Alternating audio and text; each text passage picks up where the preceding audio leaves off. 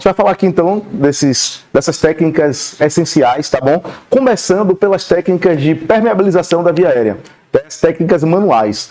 Então a gente havia falado lá para vocês que um dos principais tipos de corpo estranho que a gente pode se deparar num cenário de emergência, não importa se é trauma, se é clínico, qualquer cenário onde esse paciente possa estar rebaixado, pode haver queda da base da língua.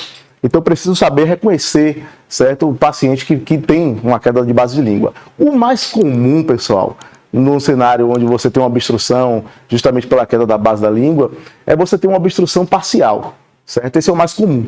E o que acontece? Quando esse paciente ele está respirando, existe a tendência a você observar, identificar uma respiração ruidosa, uma espécie de ronco. Então esse paciente vai estar algo do tipo assim, vou ter que simular aqui, tá bom para vocês, algo tipo assim, ó.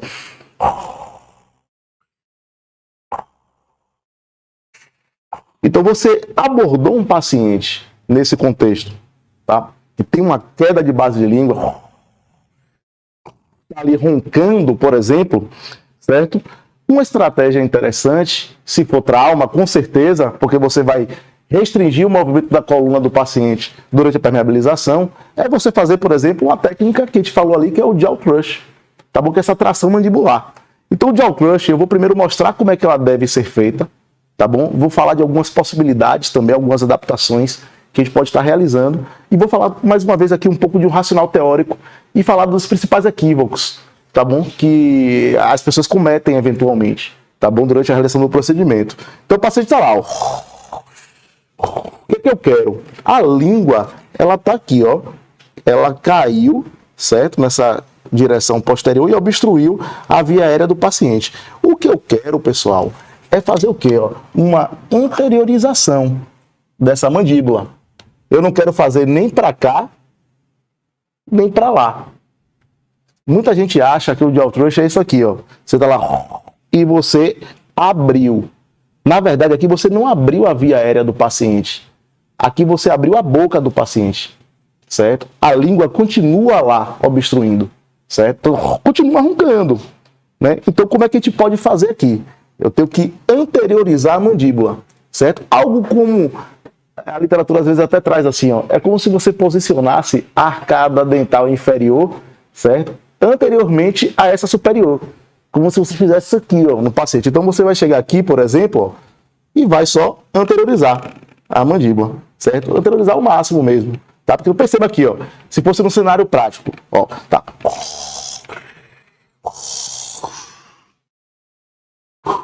O paciente volta a ter uma via aérea pérvia. Então aqui eu já garanti o princípio da via aérea pérvia, certo? O que eu gostaria de dizer aqui também, que é importante a gente ter em mente, é que é o seguinte: quando a gente está diante de um paciente crítico, paciente de emergência, quando a gente pensa em permeabilização da via aérea e garantia de, eventualmente, de proteção, a gente deve sempre escalonar as nossas técnicas e procedimentos.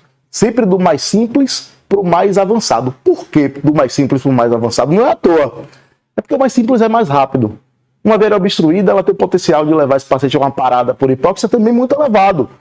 Então, por mais que esse paciente aqui esteja rebaixado por uma causa que não é potencialmente reversível, um cenário de uma unidade avançada, esse paciente venha a ser entubado, mas eu preciso garantir que a via dele esteja pérvia o quanto antes. Eu mesmo, como médico, vou fazer isso aqui. Esse é o ideal, é o mais rápido, é o que garante o princípio de maneira mais rápida. Então, você está lá, você, pronto. Olha como é rápido, é simples, certo? Então, é dessa forma aqui que a gente vai fazer. Agora, existem algumas outras possibilidades de você fazer o jaw crush, certo? Por exemplo, você pode, eu pessoalmente me sinto mais confortável, e eu vou explicar para vocês, em fazer dessa forma aqui, ó. Ao invés de apoiar a forma que eu acabei de mostrar aqui, ó, os polegares, tá bom? Na região maxilar do paciente, e com esses dois dedos, eu posicionar aqui, ó, no ângulo da mandíbula. Perceba que a mandíbula ela faz uma curva aqui, o ângulo. Eu posiciono esses dois dedos aqui, ó, justamente para facilitar. Eu vou empurrar aqui, ó, para baixo com esses dois dedos e puxar e tracionar ela anteriormente. Essa técnica convencional. Eu, pessoalmente, prefiro fazer dessa forma aqui, ó. Com essa região aqui, ó, tenar e hipotenar na região maxilar do paciente. E aqui eu, com esses dois dedos, anteriorizo. Então, permeabilizei. Por que eu gosto dessa técnica? Porque essa técnica aqui, ó, deixa meus polegares livres para que eu consiga fazer essa abertura da boca e já fazer uma inspeção ali, certo? Olha que bacana.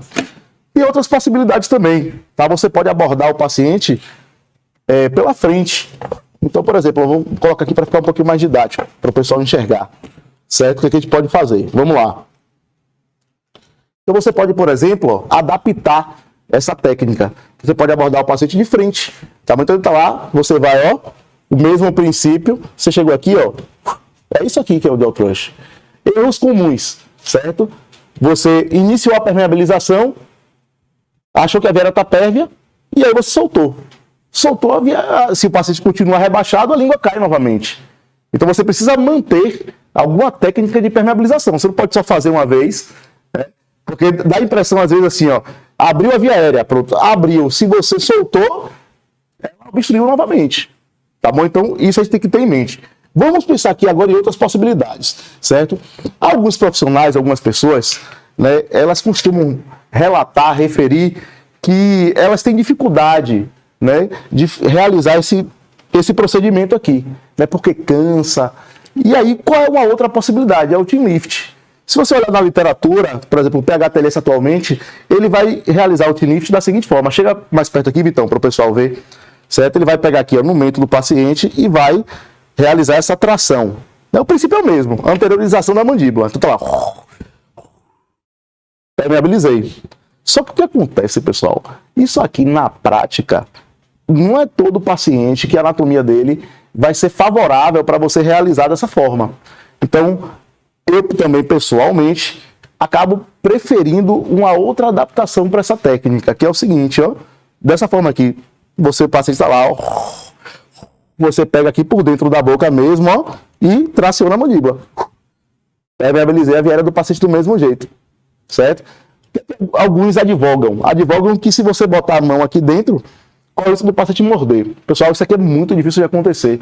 Se o paciente está rebaixado a ponto de fazer queda da base da língua, ele não vai conseguir provavelmente te morder. Até porque se ele volta a ter tônus muscular para morder, ele já não tem mais queda da base da língua. Tá? Então isso aqui é muito difícil. O que pode acontecer, provavelmente, é você achar que esse paciente tem uma queda da base da língua de forma, por uma avaliação que não foi feita da maneira mais adequada, e aí sim, você vai botar a mão, pronto. Aí o paciente realmente pode te morder.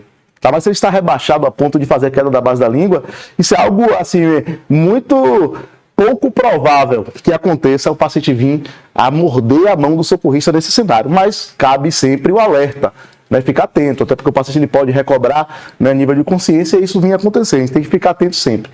Tá? Mas os princípios aqui que a gente tem que seguir são esses. Então, ó, não é abrir a boca. Abrir a boca ela pode ser realizada de forma concomitante. É isso aqui, ó, gente, ó. É você anteriorizar a mandíbula. Anteriorizar a mandíbula, certo? Isso aqui é importantíssimo.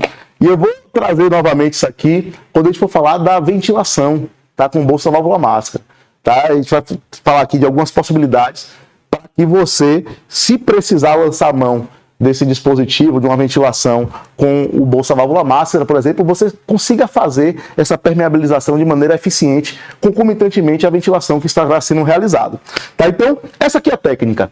Tá? Ela deve ser realizada tanto por um suporte básico, quanto por um suporte intermediário, quanto por um suporte avançado. Por quê? Porque a gente deve sempre escalonar a permeabilização. Simples é mais rápido. Então, eu garanto logo o princípio. E aí você vai, a depender do cenário, dos recursos disponíveis, a depender do tipo de profissão que você exerce, você pode evoluir essas preferências para preferências mais avançadas. Mas mesmo em uma unidade avançada, o ideal é que a gente comece pelo básico. E tem que saber fazer o básico bem feito. Tem que saber, certo? Não tem para onde correr. Você quer ofertar o melhor para o paciente, você tem que saber fazer essas técnicas de permeabilização, certo? Bom, falamos das técnicas manuais, tá? Lembrar também, pessoal, que no cenário onde não há suspeita de trauma raquimedular, tá? Você pode fazer o que a gente disse ali, ó, o head tilt, por exemplo, tá? Mais o chin lift. Tá bom? Então você pode, fazer dessa forma aqui, ó, a elevação do mento junto com a hiperextensão da coluna cervical do paciente, certo? Justamente porque você também desloca a língua e permite a passagem do ar, tá? Essa é outra possibilidade. Uma outra possibilidade ainda no cenário desse, onde você não há suspeita de trauma raquimedular também, é você manter o paciente na posição lateral de segurança, de conforto, né? E você encontra essas nomenclaturas. Porque quando você posiciona um paciente de lado, o que acontece? A gravidade já não passa a deslocar a língua no sentido de obstrução da via aérea, certo? Então, você, por exemplo, o paciente de lado aqui, ó, a gravidade vai fazer o quê? Vai trazer a língua para cá, e não mais no sentido de obstrução de via aérea. Mas mesmo o paciente de lado, ele pode ainda ter algum grau de impactação ali, de obstrução da via aérea, tá? Então aí você pode ajustar, pode fazer uma hiperextensão. O que importa é você avaliar o seu paciente qualitativamente, tá? O que é que eu quero? Uma respiração normal, ela não tem ruídos, certo? Então, se está tendo algum ruído estranho na via aérea do paciente, né, é algo que chama a nossa atenção, certo? Então, assim, no paciente rebaixado, o que chama muito nossa atenção e a gente precisa se atentar é o ronco, né? É uma obstrução da via aérea superior aqui pela queda da base da língua. Na prática, né, você falando aqui de APH, eu estou entendendo, né, que você está num cenário onde profissionais estão atuando. Na nível de primeiros socorros, pessoal, ó, você já salvou a vida do paciente aqui. O princípio foi estabelecido. Para quem não conhece, a Universidade do APH é um aplicativo que nós desenvolvemos de educação continuada em APH, tipo Netflix, onde existem vários cursos teóricos, práticos e com um sistema de pontuação que te ranqueia no ranking nacional do APH e faz com que você possa aparecer para o mercado de trabalho. Quem ainda não baixou o aplicativo da Universidade do APH, já pode ir lá no Google Play, na Apple Store, digitar Uniap ou clicar no link que está disponível aí para vocês.